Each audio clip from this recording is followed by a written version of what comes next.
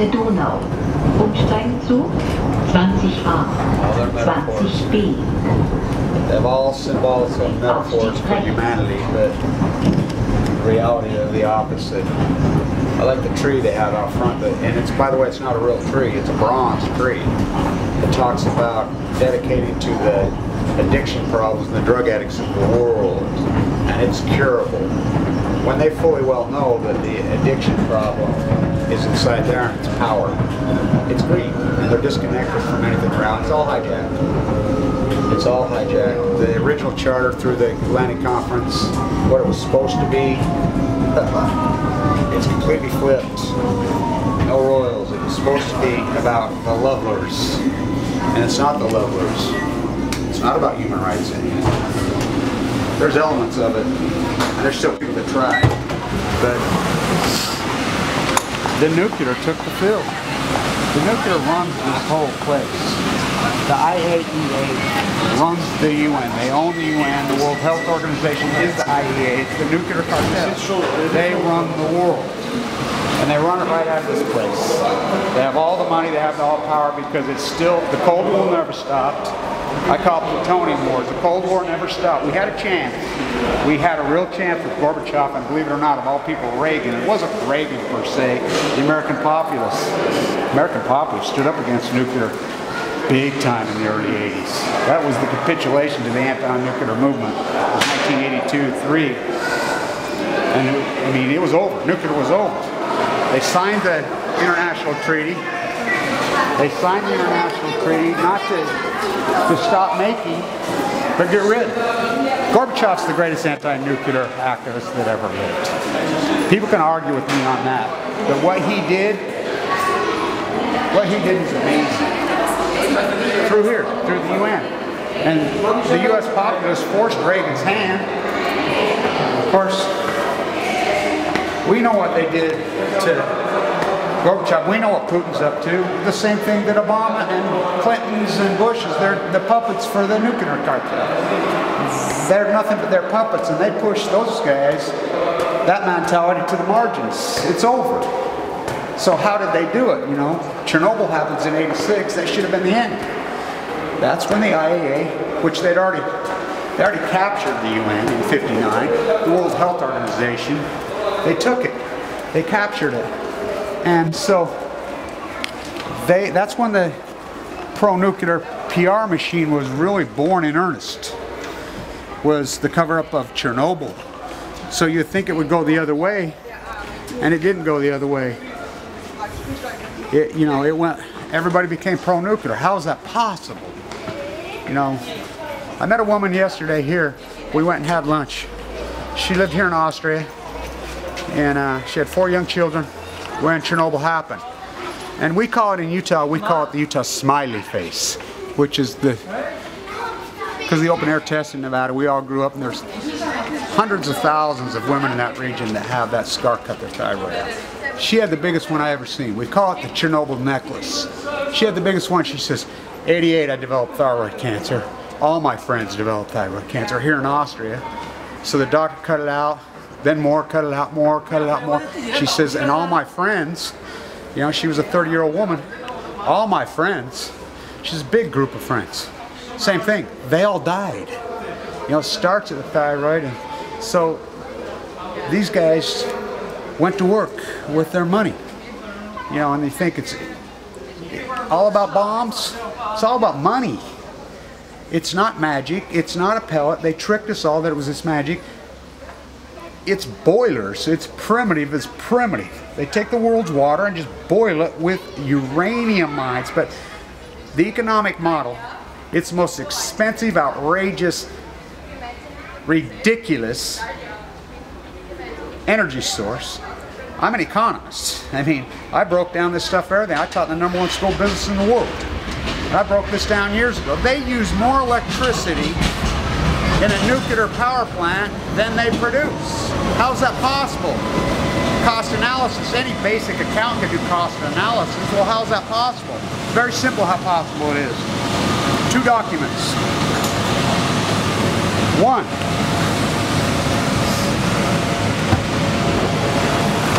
The document that was signed in 1959, oh, the Russian, the Cold War, you know, the United States was able to convince the nuclear industry that Russia was the true big enemy. And so the UN turned the UN over to the IAEA. The documents are there, and the World Health Organization. Everything had to go through them. Without the World Health Organization and what they were chartered to do, we have nothing. They hijacked it, so everything has to filter through the IAEA before the World Health Organization. They own it. They own the entire UN. So then we have a thing in the United States called Price-Anderson, was passed in the 1950s, a congressional act that says, economically, number one, they take no risk. So if there's any kind of accident, the taxpayer pays, which at 3 Mile Island, the people living in a 5-mile radius got a check for a couple $1 million. The taxpayer paid it. Nobody even knows that, but not only that, the American taxpayer has to pay to build them. They have to buy the energy back from them. They have to maintain them, all the way A to Z. And I will bet you that, and I don't know this for a fact because nobody knows it, because nobody's seen the TPP. But my guess is the documents in the TPP, and the reason they're secret, Keith, and you can read them, they're full of paper. There's no doubt in my mind they're nuclear, because it's the great cash cow. Hillary, Westinghouse, Clinton. Bill Clinton strikes the deal in Kazakhstan. He gets a bribe by the president, and then the president donates $30, $40 million to Bill Clinton's so-called foundation. Well, what's that all about? It's about Bill Clinton's greed. You know, he goes on the public state, it's greed. And then Hillary goes to Czechoslovakia right here. Her last duty is Secretary of State. You can look it up. Threatens the president of Czechoslovakia. You break the contract with the Russian firms. Westinghouse, Westinghouse, Westinghouse, Westinghouse. Which Toshiba bought Westinghouse. But yet Westinghouse still remains the board of directors. How is that possible? That's against international law. That's against the United States law. It's just to get cover at Fukushima, Japan. It's to get legal cover through the UN at Fukushima, Japan. That's all it is. But now it even gets worse because of here. So it's anything that comes up, they now can say, because of the global war on terrorism and never-ending war, which there are plenty of people that fought back here inside the UN, but the United States bought them off. So they can say now it's just the global terrorism. So what's going on in the Ukraine right now? I mean, there's a full-blown out war going there. People are ignorant about this war. The United States has CIA in there. Then the United States admits it. Putin's saber rattling, you know, his missiles. It's a very, very dangerous thing. Very dangerous thing. And the American populace is so ignorant about it. They don't know anything. They don't even know. They couldn't tell you. It's like somebody asked me, why don't people travel to Austria? Because they really do think it's Australia. That's how geographically ignorant they are. But so when you start talking Ukraine and there's a war going on, I mean, that's a vast, vast, big piece of real estate with a lot of uranium, a lot of nuclear waste, and Putin doesn't want to get, well, the Russians don't want to get, the rest of the world, the American, what is even American, the colonials have got it. The United States has turned into nothing but the Royals' military colony. They don't even have to have a military in England no more, the House of Windsor, the Royals. They have the United States. And so they've colonialized the world. And they're doing it through nuclear. And they do it through nuclear on twofold. One, the money. But it's bigger than that. If you have nuclear reactors, and if nuclear reactors take a byproduct called nuclear waste, which that's how we make nuclear bombs. So it's very dangerous. They have no answer for it, so they strategically place it right there. For instance, in the Ukraine, when we caught that mushroom cloud going up, there's malicious dumps full of spent fuel. So when they strike them and blow up, that's a nuclear bomb. So they don't need to drop a bomb. They have 410 of them spread around the world. And you're forced to buy the waste through the UN Charter, through Price-Anderson. So legally they can do it. And they do it through the fear in the populace.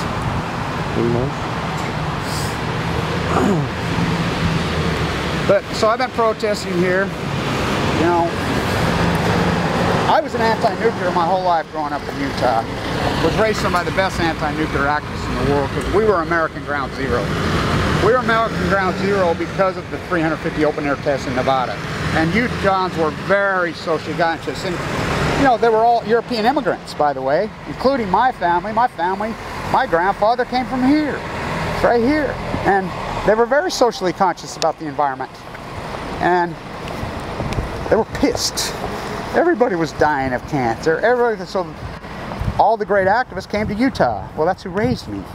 You know, Stegner, Abby, Madeline Rice, all of them. They were there and they were intense and they were smart and they were articulate. They just didn't have unbridled passion. They knew their subject matter and they accomplished a lot. So I grew up with that, but they brainwashed everybody into fear. Oh, we need nuclear energy when we don't even use nuclear energy. 48 reactors offline in Japan for how long now? Over 4 years, not one single rolling blackout. Is that possible? Not from what they'll tell you. They told us that the United States, or excuse me, Japan, made up 72% of the grid was nuclear. Not one rolling blackout. Not one rolling blackout. We got San Onofre shut down in California. They said it made 12% of the grid. Hottest summer in a row, 3 summers in a row. You see any rolling blackouts? No, because we don't use it. Technology passed it. So my father, born and raised Utah, amazing guy, he was drafted into the Korean War, you know, in the Marines. So he's at Pendleton. Well, in the middle of the night, they had those guys combat right over Korea. He was the very, very first group. The original Special Forces guys. They'd done evaluation tests on all those guys, and they took him, trucked him in the middle of the night to the Nevada test site. Not the ones you see in the support crew, which, by the way, that's my lawsuits that got those exposed through the Freedom of Information Act. 60,000 Army personnel, about 40,000. My dad was the very first group. They put him right next to the bomb, and it was an experiment. And it wasn't Operation Plum, and it was alright. It was a secret experiment done through Berkeley, Livermore, Teller, the Hungarian right here, who was running the field. So they blew him up. He said before his death, you could see his bones flash from his eyes. I mean, it killed a lot of them right at the blast. They immediately had field hospitals set up there. They cut their tonsils out. All of them. They cut their tonsils out immediately in the field hospital, put them in jars. They still have the tonsils at Berkeley. So then they woke up in hospitals in San Diego. And nobody had heard from him. My grandma says she hadn't heard from months. They thought he'd probably been killed in Korea. You know, but my grandma, we had connections through, you know, a lot of powerful people came from our town in Washington. And she made calls and she got to the bottom of it. And so he came home and he was a mess.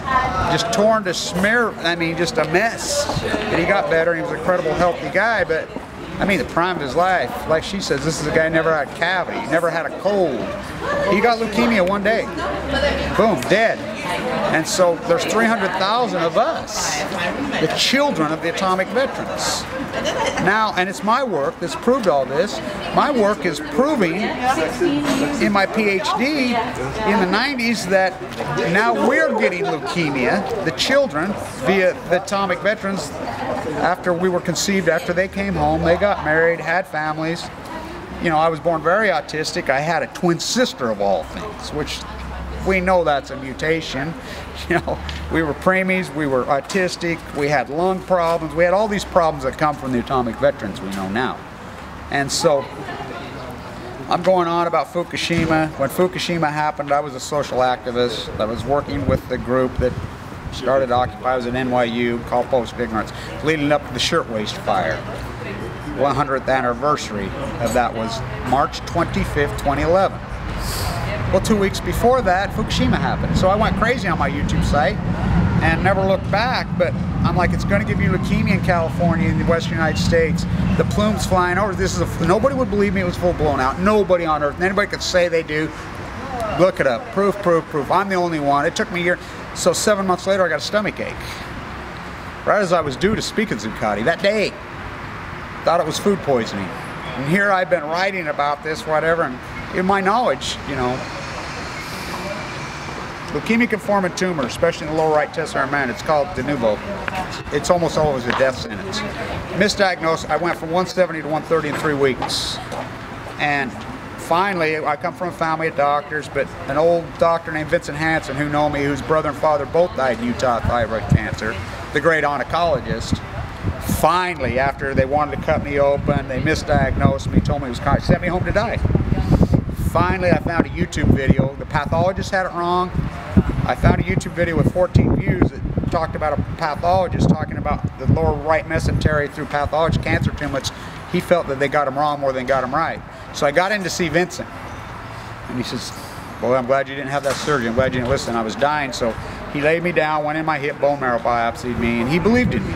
He loved me and he cared about me. Danish philosophy doctor. And sent me to a bone marrow transplant at LDS Hospital, which is a guy named Fimbo Peterson from Copenhagen, who started this Danish philosophy hospital, and I was a red 10. That's how they rate you. I'm the only red 10 to ever walk that. And I did it without a bone marrow transplant, but my activism saved my life. And so they went in and they cared about me, and they put a central line in me, and they didn't just do it with chemo. You know, they did it with food, that, you know, because I couldn't eat. Walking, hiking, the good fight, the fight. So there's 300,000 of us children, and we're getting leukemia now, and we're dying. The same thing that goes here. The same thing here. The men of Chernobyl, there was this, I cannot overstate this. 580,000 men were drafted. I know people, the girl that I was involved with for years is one of the original Femen girls, before it was Femen, that would go into Chernobyl and take their clothes off, and she were the first Eastern Europeans that were able to go to the United States. That's how I met her. And anti-nuclear, I was anti-nuclear. So, and they're all dying. By the way, she died of leukemia in '99, and they were all dying, but we know the 580,000 men that were sent into Chernobyl were drafted. She told me both her uncles, they came to the door and just took her uncles. You know, they were 18, 19-year-old men. Now they're kids. The children of the 580,000 men in Chernobyl that entombed Chernobyl are now their children genetically, because they used a lot of young men. And a lot of them died, but the ones they had families, and now their kids are getting leukemia in their 40s and 50s and driving. And there are probably well over 500,000 of them in that part of the world, in this part of the world. And then there's 300,000 of us, and nobody will speak up for us. Nobody will say a word for us. No one cares. No, I've never seen one person. I've been at every symposium. I protest all over the world, all these so-called established anti-nuclears. They won't say a word about the Nevada test site. My dad never got a medal. He never got nothing. We have a plaque put up at the cemetery that we did for our community. It's the only one in the world. So they died unknown. They didn't get any money. They erased all their data. They supposedly had a fire. So they just tried to erase them from humanity. And they're trying to erase their children from humanity through these guys. Because it's all about the lies. It's all about the greed. It's all about the money. It's a power addiction. They have all the money. So it's really to threaten other people and control the world. And the United States was able to, and it's not just the United States, it's the globalist, which is run out of the United States by the United States military, and they've got the American populace in so fear. When we grew up, we were taught to hate Eastern Europeans. All of them hate their guys. We never seen one. We never saw one. It was against the law to come here. It was against the law. And we were taught that they were these hideous, horrible people. They just pounded us. You know, of course, I didn't believe it. A lot of people didn't believe it. And then when they started to show up, we're like, wow. And we started to hear these stories of Chernobyl, these beautiful, beautiful women telling us these heartbreaking stories of Chernobyl. And like, oh my God. Same thing in Utah. So now we're in denial, so it's all about fear. And it's all about, oh, you know, the Russians are going to get us, the United States is going to get us, and the rest of the world's caught in between. But it's all about their greed. So I've been here protesting every day at the IAEA. And I protest all over, everywhere, since I've got cancer. And that's what I do, you know, and I try to, my role as an activist, I want to be an effective activist. I want to make change. I'm a human rights activist. The ultimate violation to human rights is nuclear. It violates everything. It violates economics. It violates religion. It violates spirituality. It violates the birds, the animals, every piece of DNA. It is the most illogical vile thing in human history. It kills more people than any plague. They're going to get rid of them, so we got to get on them. So you say they're finally going to get rid of them in 2017? Yeah, that's what they say, but some are going to stay? Maybe. I got to ride them.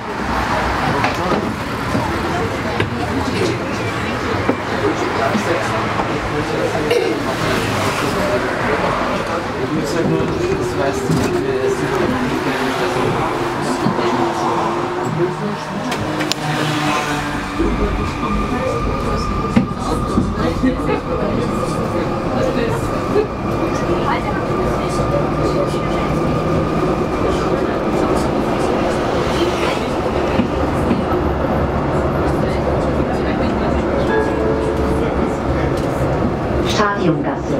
Umsteigen zu 2 in Richtung Otterkring, Erdbrustgasse.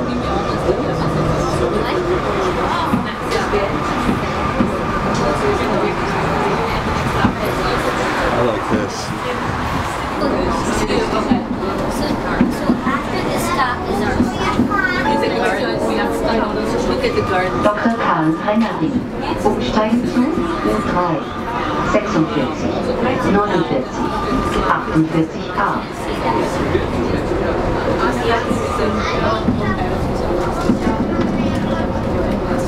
You're missing the behind you.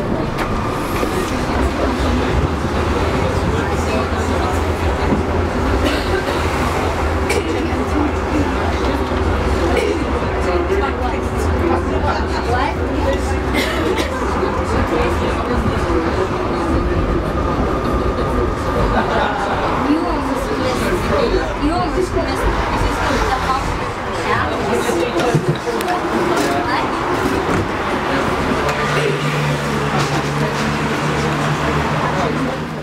They'll be calling you a radical. I think this is a historic place and a time to be here. They're reporting on the new Waterloo here on the fight. This is the palace. Marie Antoinette to Marie Antoinette. Let them eat yellow cake. This is where she lived. This is their birthplace. That young girl, the last Roman. The last real Roman Empire. Well, till now they're right here. They've just moved right there. The UN sets up there. But I want to talk about this. Today is exactly 200 years from Waterloo. Waterloo is exactly true. And I want to talk about this in historical tense about the Prussian-Hungarian War. When Yalta by the Sea 70 years ago right now, Stalin, FDR, Churchill was out. The famous quote. I got to tell you, Franklin, everything you say, you're going to take out of the rose flies in the face of Mother England and her cousins and all her friends. But I have to go along with you. If I don't go along with you, old England is done. They will go the way of Marie Antoinette. They will go the way of the rest of them. Heads chopped off. So they played long ball. FDR drops dead. April 12th, 1945, as they're dividing up. When I was a kid, you wouldn't have believed these Eastern Bloc days. We never saw a person from Russia. We never saw a person from Hungary, from Czechoslovakia, never in our lives. Never once in our life. We didn't get to see one. They weren't allowed in the United States. We weren't allowed there. And the bootleg propaganda they shoved down our throat was so disgusting. So they find Teller. Oppenheimer, the peace activist. Einstein, the peace activist. So Teller was Hungarian. Hello. That war, oh, do they hate the Russians. By the way, it's an irony that 200 years, you think it's coincidence that the globalists, it's Flag Day in Russia, the same day. It's 200 years exactly today of Waterloo.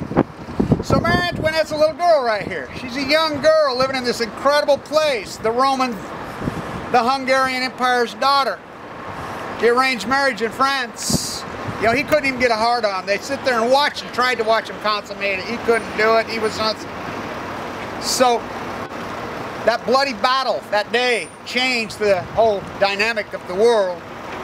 So they find Teller in 45. He said at the end, clear into the... I just came from the UN, and it was being debated inside there today on the weaponry in space. They're fighting over who's going to be on the council. The Arabs are fighting, and the Americans and Jews, of course, together fighting Israel. They're together. They can't get anything done. They're fighting who's going to be on the council. Now you think about this. Think about this. But the UN is here. The UN's at this palace. This is the National Archives. This incredible place. And by the way, Marie Antoinette never said, let them eat yellow cake. She took the fall.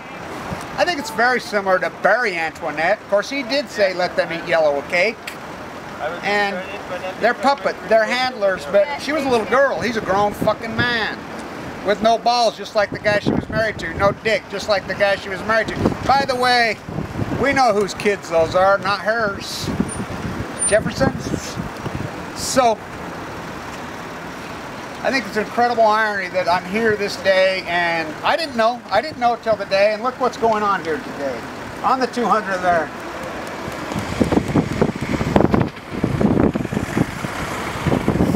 What a building, what a place. Marie Antoinette, wow. So, she was the last one. Yalta by the sea. Stalin's first words. What Churchill used to poison. Of course, a lot of people think Stalin was poisoned. You know, and so the war between the Austrian-Hungarian Empire and the Prussians, which played out for centuries, that is the Cold War. It is the Cold War because Teller ran the show. Teller ran the show. So that is the Cold War. Now let's think about what's going on today. Putin stands with his military men in line, 40 intermediaries. Gorbachev was the greatest human rights activist, anti-nuclear. We had a chance. He was amazing. He was amazing what he was able to do. And Reagan was forced up by the people because we were anti-nuclear. We had a real chance. We had a real chance in the 80s. Well, not now. So we reverse. So now it's the same thing, Ukraine, as 100 years ago, World War I. Right here, the king, Black Hand.